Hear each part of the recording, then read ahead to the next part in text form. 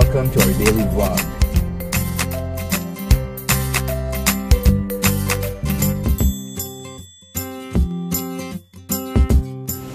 So guys, enjoy watching.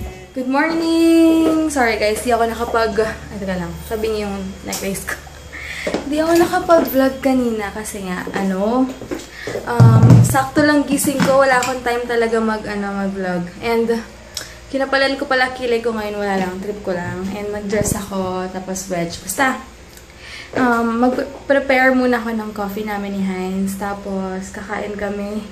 Naku, si Snitch and Kuya Gemma, hindi natin nainom yung pineapple juice ba yan? Kami na lang iinom nito. Bahala kayo. Sayang. Teka lang. Try ko muna kung pwede ko nilagay yung phone ko dito. Yan. Kamahulog. Ayan. Hindi namin nainom yung pineapple juice kahapon. Ayun ba yun? Hala. Kasi nga, sobrang nagutom na kami. Anong oras na yun? Walang. Pero the best, ang sarap talaga ng chicken curry na luto ni si Snitch. The best talaga yun. Kaya super thanks. And sana si Jaja hindi nakapunta. May bago kong pangalan doon. Saan? Sa recipe ni Michelle. Ano? Fried chicken curry. Ha? Ang galing mo doon. Ang gabo naman. Fried chicken curry. Sige guys, prepare muna ako ng breakfast. Nakaganda pala yung hair ko para mamaya kulot. Nilagyan ko siya ng mousse. Tapos ayan, kumakain na kami. Ito yung breakfast namin. Ay! Ito. Locker. Ano? Locker ba yan? Ito lang. Ayan, sarap siya. Ayan, vanilla flavor. Vanilla with, vanilla, milk vanilla sandwich. Harap. Harap. Wafer? Pero nakalagay sandwich siya. Ayan, sandwich, milk vanilla. Masarap siya kasi sakto lang yung tamis niya. Yung super smooth nung no? 15 minutes na lang. Ano pala, after church pala, pupunta kami sa sa town center ba? Sa ikaw bibili? Basta may mga bibili na siya sa sarili niya. Saan ba tayo? Kasi nagpadala na yung sa LBC yung pang hair ko. Si Ate Jodo nagpadala. Tapos si Ate Angie na sister ni Sis Mary, nagpadala siya ng gift sa akin. Pina-address ko dun sa bahay ng lola ko. So, kukunin namin yun lahat mamaya after church. Ayan. So guys, dito na kami sa baba. Start lang muna ni Heinz yung kotse. Tapos, OOTD na ako. Car na kami. Obvious naman. Practice na kami mag-seatbelt. As in, kahit dyan lang kami, mag-seatbelt kami. Pero kailangan talagang practicein, diba? Maraming salamat sa mga subbies namin na nag-remind lagi sa amin na laging mag-seatbelt. And here we are. Thank you so much. We admit na minsan hindi po kami pala seatbelt. Kasi una-una ako parang hindi ako comfy pero nakasanayan. Kailangan yung friendship sticker namin. Ilabas na namin kasi hassle. Pero pag nilapitan kita naman, nakalimutan ko bili tayong double adhesivator yung makapal na. In life, I'm confident and confident. Ang sarap lang mag-start ng araw na worship song. Kung may car kayo. Para ma-set na yung mood nyo, di ba? Yes. Ang sarap mag-drive or makinig ng worship song pag sa morning or habang nagta-travel ka, feeling mo safe ka and alert ka. Ayun. Paano na kami? Palabas na kami. Never gives up. Never. Ang ganda, alam mo, ang ganda ng lyrics na yan. Your love never fades. It never gives up. It never runs out on me. Totoo, diba? Never gives up. Ano yan Jesus Culture, kung gusto niyo pakinggan. One thing yung Yep.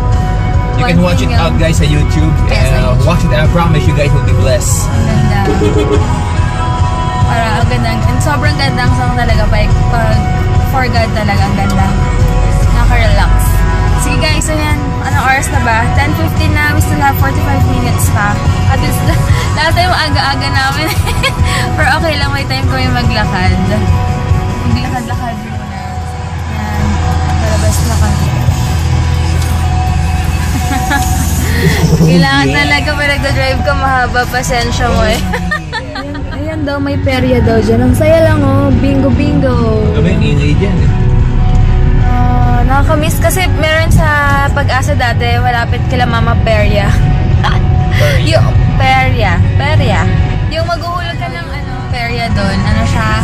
Yung maghuhulog ka ng 25 cents ba or piso, tapos mananalo ka ng ng mga mumurahing, mumurahing mga cups. Hindi ka naabutan yun, nasaan na pa ako namin? Sa Kuwait ka pala, wala sa Philippines, wala sa Kuwait, sa Philippines lang. Hindi, di ba? Tapos minsan mananalo ka ng mga plato, alam nyo ba yon yung mga ganon, di ba? Wala lang, ang saya, parang saya lang, may uuwi kang something. Kahit ano lang. Oo, kahit basong mumurahin lang na plates, ang saya. Namiss ko tuloy. Kung pwede lang ako pumunta dyan eh. Makiperya. Ayan, palabas na kami. Ayan, maganda, walang traffic masyado. Nagising ako kanina 6:30 pala. Okay. Nag-alarm yung phone ko. Tapos sabi ko, ay, mayroon pa kaming 2 hours para matulog. Ako, wala akong gising kanina eh. Ikaw hindi ka nagising talaga. Si Hens kasi, wag lang yan. May tawag sila dyan eh. Hindi lang siya makasandal. Tulog na. Parang ngayon. Kung nakasandal siya, 1, 2, 3, step na siya. Wala na yung katulad ko. Ako hirap na hirap. Ay, loko-loko tong batang to. Wait lang. Tingnan niya to. May may dalang yung baril na fake. Tapos ginaganon niya. Loko-loko. Bata na siya ako. Ginagalan niya. Niya. Tinututukan niya yung mga baliw. Grabe. Iba na talaga panahon na yun. Kasi magpapasko kaya guys, ingat din kayo. Double, alert kayo. Double adhesive po kayo. Doblehin niyo yung pagka-alert niyo. Kala ko double adhesive. Doblehin niyo yung pagka-alert niyo ngayon. Kasi na magpapasko, alam nila, di ba, na may mga bonus or what, ganyan, may money, kasi nga, alam nyo na. So, alert na lang. Kaya nandito na kami sa highway, finally. Oh my gosh, fuel save 41 pesos na lang. Pagas ulit kaya tayo mamaya. Di ba sabi ko sa'yo? Hala! Pagas tayo. Nashock na naman ako. 41 pesos lang yung fuel save ngayon. Diesel unleaded. Nashock ako. Ang mura ng gas ngayon. Grabe. Nag-rollback na naman. Sarap na naka-seatbelt. Guys, magpagas na kayo. Kung hindi pa kayo nagpapagas, damihan nyo na. Sulitin nyo na kasi minsan lang yan. Minsan lang mag-41. Grabe. Minsan na lang matinding rollback. Oo. Ang galing naman. Dito na kami sa festival. May stoplight lang. Nagulat ako na nibago ako kasi bukas na ang dami ng tao. Usually, di ba? Sarado pa. Late pala kami. Ito pala, meron sila dito. Tignan nyo Yan yung, pinapakita dito yung mga schedules nila. Yan. Ito yung Facebook, Twitter, Instagram nila. Kung gusto nyo, i-follow nyo. And wait lang, tingnan natin yung schedule. Yan. Schedule of services, Saturday services, 3, 5, and 7.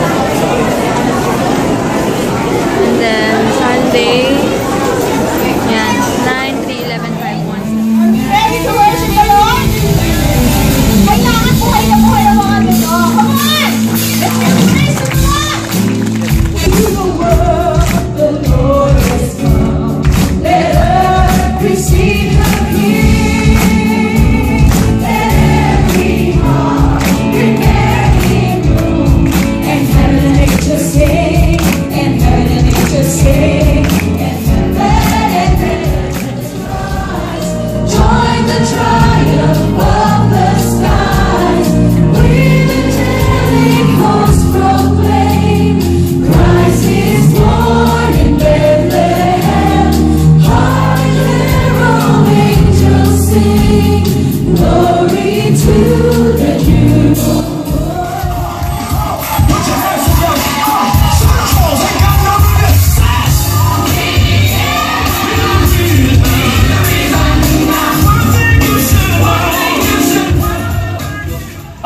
kanyang sarili.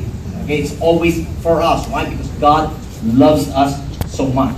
So this morning, we will try to answer again some of the questions like, to some, it is an issue whether God became man or not. But again, as far as the Word of God is concerned, it is so clear that God became man.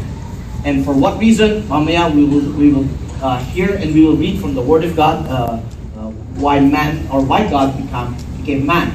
Also, we would like the significance of God becoming man. So, ito po yung mga in this man. And for Him to reveal Himself to man, He has to become man so that man can understand Him. Do you follow? As simple as it is. Parang nga yung Bible study, di ba? People would argue, sino ba nagsulat ng Bible? Tao lang nagsulat ng Bible. It's true. Tao nagsulat ng Bible. Bakit? Kasi tao ang babasa. No, kung baboy yung babasa niya, baboy study ang tawag doon. Okay? Now, just a simple logic. No, it's the same thing. Parang ganito. For an ant to understand you, you have to become an ant. Tama? For a cockroach to understand you, dapat isip cockroach ka din. Or else, hindi tayo magkakaintindihan. During that time, man was having a hard time to understand God. Why? Because of sin, nakurap yung utak ng tao, isipan, and we all know that we're all limited in the area of our intelligence and thinking. And so God would use, again, messengers. So, no need, now, you need to understand, no need for God to become man to relate with us. He can relate with us. God understands us. But God chose to reveal Himself and took the form of the flesh so that man, tayo, can relate with Him. Alright? That's why when Jesus came here, what was that? What did the religious people tell Him? Anong accusation sa kanya? Blasphemy. Why? Because Jesus would try to call God His Father. Right? And for the Jews, the mindset of the Jews, because they so fear God, as in they are afraid of God, they cannot relate with God as their Father. The Jews would only relate to God as God, but not as a Father. And so when Jesus came here on earth, He started to show these people how it is to relate to God as a human person, as a human being. And so He would call God His Father. And the religious people got angry with Him. Do you follow? Yeah. Okay, now, so again, He took the nature of man to teach us how to relate with God. Now, I mentioned a while ago about theophany. What is theophany? Actually, theophany is a manifestation in the form of anything. So, in the Old Testament, with Moses, through the burning bush, right? And that is a theophany. It was God speaking, using that as an instrument. How did the Lord reveal Himself to the Jews when they left Egypt? The Bible said that God became the pillar of cloud by day and the pillar of fire by night. And man is still God. God, even not taking the form of the flesh, will remain as God. But God wants the people, especially His people, to understand Him and to relate with Him. So He has to take the form of a human flesh and show the people how it is to live a life pleasing to God. How it is to relate with God. Kuha po ba rin yun? Don't understand me naman eh. Who said that God cannot understand you? In fact, that's the reason why God took the form of a human flesh so that you and I would understand and would believe that God, you know what I'm going through because you have experienced the same thing. But the question, how would God experience the same thing? Now look at this. In Hebrews chapter 4:15, it says, "For we do not have a high priest." Well, it's talking about Jesus. We don't have a high priest who is unable to sympathize with our weaknesses. Now, how many of you would agree with me? You have weaknesses. In fact, if you cannot agree with me, that's your weakness. We all have weaknesses, whether you deny it or not.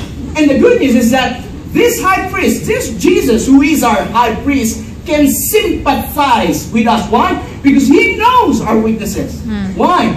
Look at this. Okay. Who is unable to sympathize with our weaknesses, but one who in every respect has been tempted as we are. People tend to forget God. Would you look at your seatmate and say, buti na lang, hindi ka ganun. Alright? Now,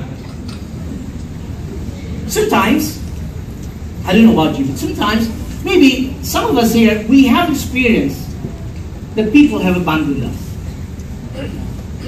Maybe some of us have experienced that even our loved ones, those people so close in our heart, would be the same people who would reject us and set us aside.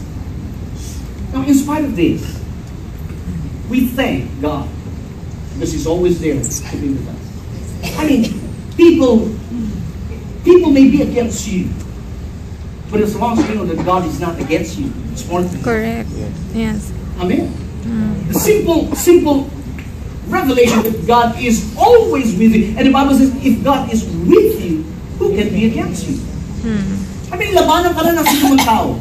In fact, even Jesus himself said, don't be afraid with those who can just kill the body. But be afraid of who can both kill the body and bring your soul to heaven. Correct. I mean, kung meron tayong katatakutan sa mundong ito, walang iba kundi ang Diyos. Pero ang Diyos hindi lang kayang patayin katawan natin. Kaya tayong dalhin ito sa impyerno. I mean, tao, they can kill. Man can kill the flesh. But we just know to be absent in the body is to be present in the Lord. And I always say this, isn't it ironic? Almost everybody wanted to go to heaven, but they don't want to die.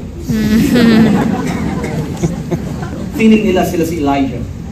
Okay, or si Enoch.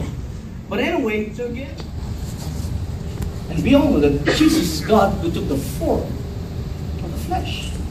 Really, it's hard to understand. 1 plus 1 plus 1 equals 1. It's hard to understand that.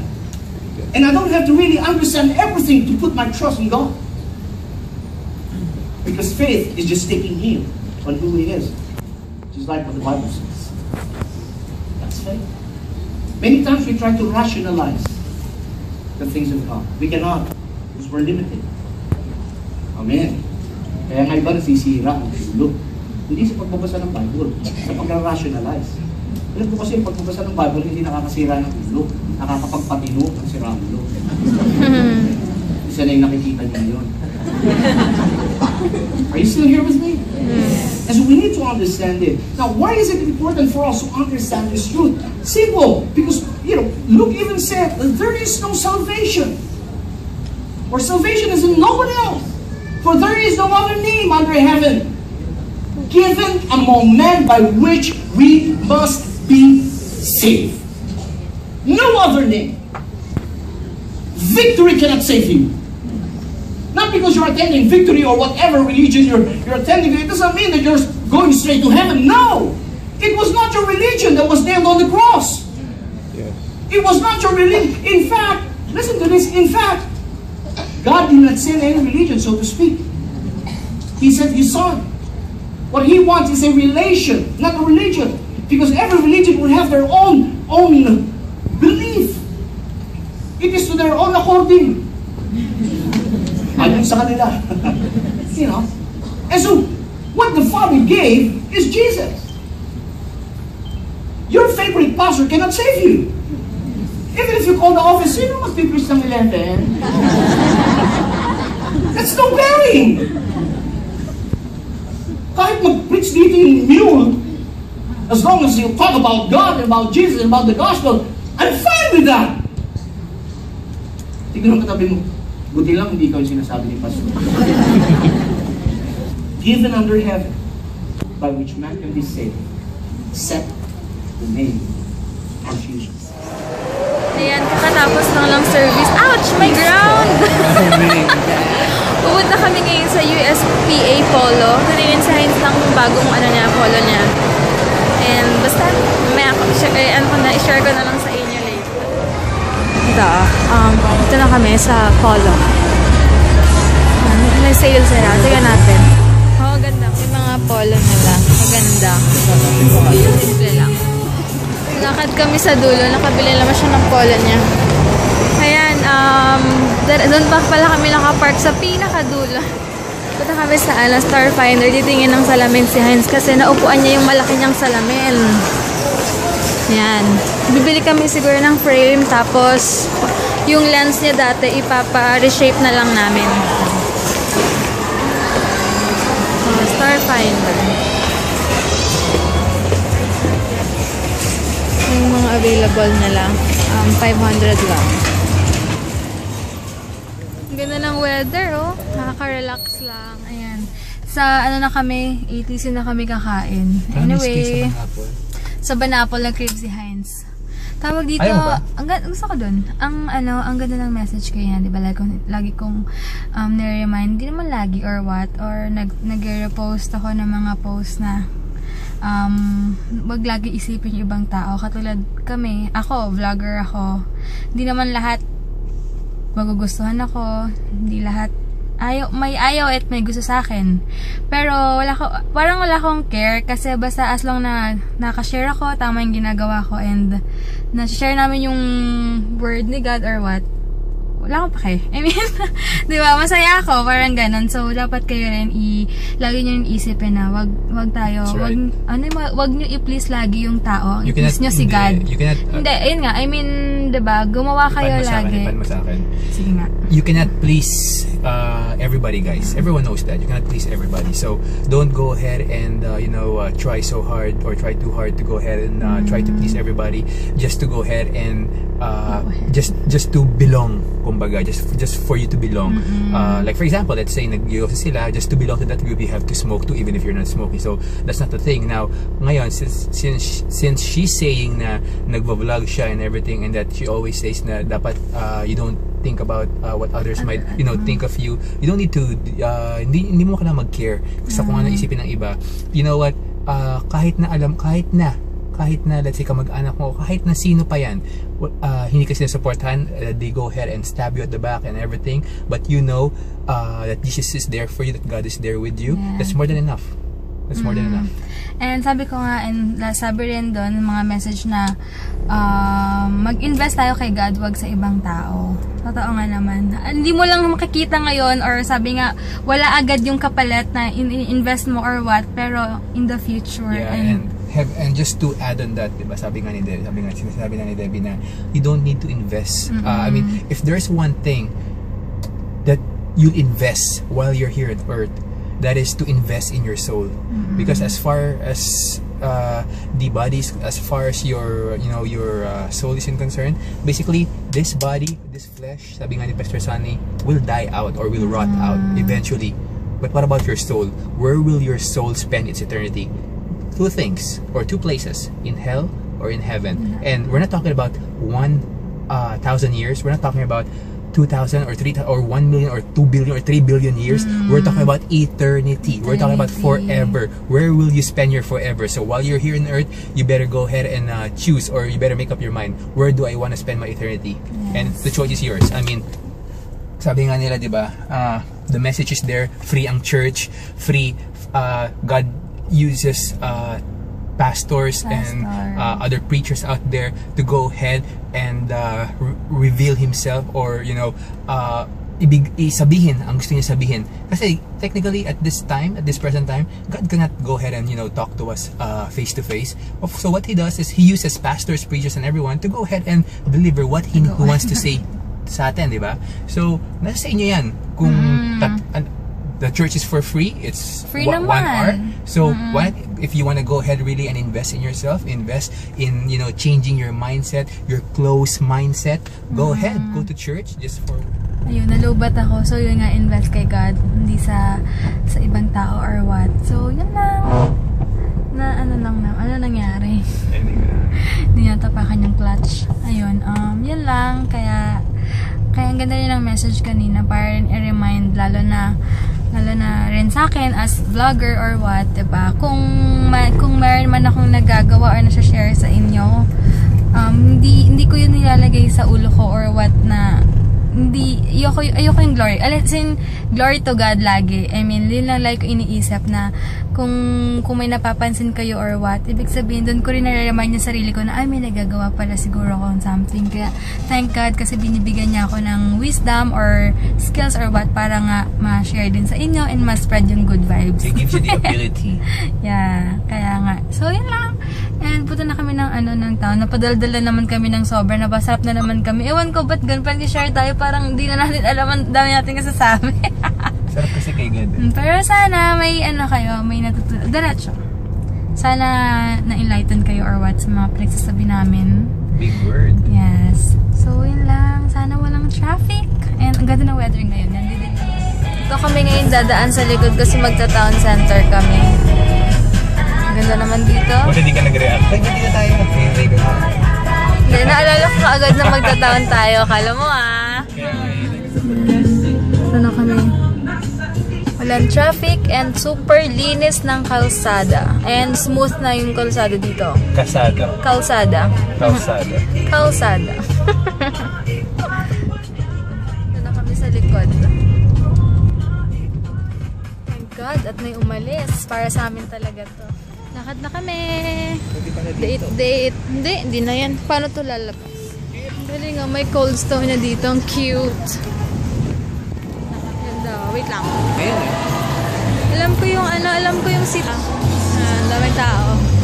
Grabe, layo pa lang Banapol. Doon na kami sa Banapol. Mukhang waiting kami, pero okay lang. Willing to wait. Ito yung order ko. Chicken parmigiano. Hello guys, ano pala yung food namin? Ito, ano to? Chicken parmigiano? Or... And then this one is gonna be fish dory fillet in honey thyme mustard sauce. hi. Seasoned with served with garlic rice and with butter carrot. Hello. So na ulit kami. Punta muna kami ng SM South Mall kasi kukunin ko yung padala ni Ate Jodel para sa hair. Tapos after that, titingin siya yung t-shirt niya. And kila mami, punta kami sa parents niya. Okay, sa mga in-laws ko. After in-laws, sa lola ko. Tapos Cavite na. Makikita niya mamaya si Akira, Tokwa, and basta sila. Nagsa-start ng umulan. Ayan o, kita niyo ba niya makita? Umulan na. Tinakpan nila yung design nila. Punta na kami ngayon sa SM. Punta mo na kaming LBC. SM Advantage. Bibili ako ng Tony Moly Lip and Cheek Tint. Si ate. Okay na. Hello. Ngayon, galing ako sa LBC. Bukas pa daw sa seatbelt. Bukas pa daw dadating. Wala pa yung pangalan ko doon. Baka kakapadala lang kahapon. Pero sabi sa akin ni Ate Jodel na padala. Baka wala lang delivery ng Sunday talaga. So, papunta na kami ngayon sa mga in-laws. Natatawa ako. Trinay ko kasi yung Tony Moly na lip and cheek tint. Wait lang. Tatry ko kung makikita nyo. Para ako hindi ako sanay maglagay ng tint sa sa cheeks ko. Para siyang namula sa personal. Wait lang. Try ko igamitin yung back. Ayan. Kita nyo ba? Ang ganda nung lip and basta gagawin ko na lang separate video tong review na to. Tapos di lang ako sanay maglagay ng ng tint sa cheeks ko. Parang namuunan, hindi ko maintindihan. Para ako basta may something sa cheeks ko. Sige, later na lang kaasar. So, right now, we're off po sa Times sa grandparents ni Debbie. And as you can see, medyo yellowish ngayon, sunset. Pero kakaiba talagang mas yellowish pa ngayon. And we came all the way from my parents dun sa business namin. And dun sa BF Homes Parañaque. And right now, we're on our way to Las Piñas, Manila Times Village na may Perpetual. And yeah, as you can see, yan po. She's driving. She took over the wheel right now. There you go. Nice Honda emblem. And yeah. Bye. Naka-antong sound trip namin. Let me be the ito yung padala sa akin. Bubuksan ko muna. Tingnan ko kung ano to, ha? Wow, super cute. Ay, kailangan ko to. Pang kilay. Grabe. Meron ako. Anong tawag dyan? Tsaka bag. Cute. Hello. Andito kami ngayon sa SM Bacoor? Ay, Molino. Sorry, SM Molino. Bibili kami ng pizza sa Pizza Hut. Kasi nag-crave ako ng Nag-give kami ng mozzarella, with mozzarella yung pizza nila. Stuffed crust pizza. Nakakabulol ba yan? Sige. Bigla ang punta dito kami ngayon sa Molino. Tama na kami sa Pizza Hut. Ayun. Dami ring tao dito, grabe. Ano yan? Ayan, ito yung order namin. Ito na kami. 15 minutes daw, hanap muna kami ng tea. Ito yung dito kami ngayon sa second floor. May sisabog. Ha? Oh. Yeah. Dati naglalaro kami ng basketball eh. Henlin. Gusto mo? Ewan ko kung magugustuhan mo smoothie. Gusto mo yan? Galing oh. May smoothie sila. Dito yung kabilang side ng SM. Ito meron dito Ochado, nakita namin eh. Ayan, ito kami. Ito na pala yung order namin. Yay, lapit na kami. Dito na. Hi, si Hotdog. Dito na. Si Akira. Oh, Hyper. Takwa. Oy, Takwa. Ay, nagsiselos. Aray. Yan, kain. Hotdog. Cute oh. Cute oh. 7:30 na pala. Hotdog.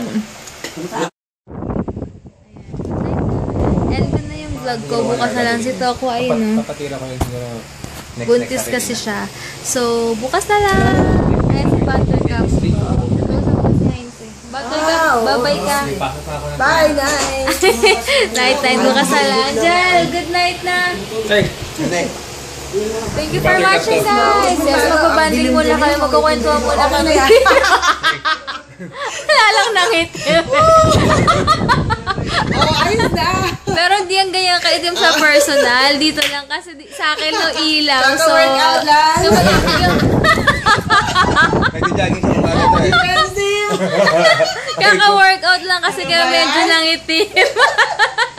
Kaya wag kayo mag-workout sa gabi kasi. Yung ipin mo lang kita. yung ipin niya lang yung kita dito sa camera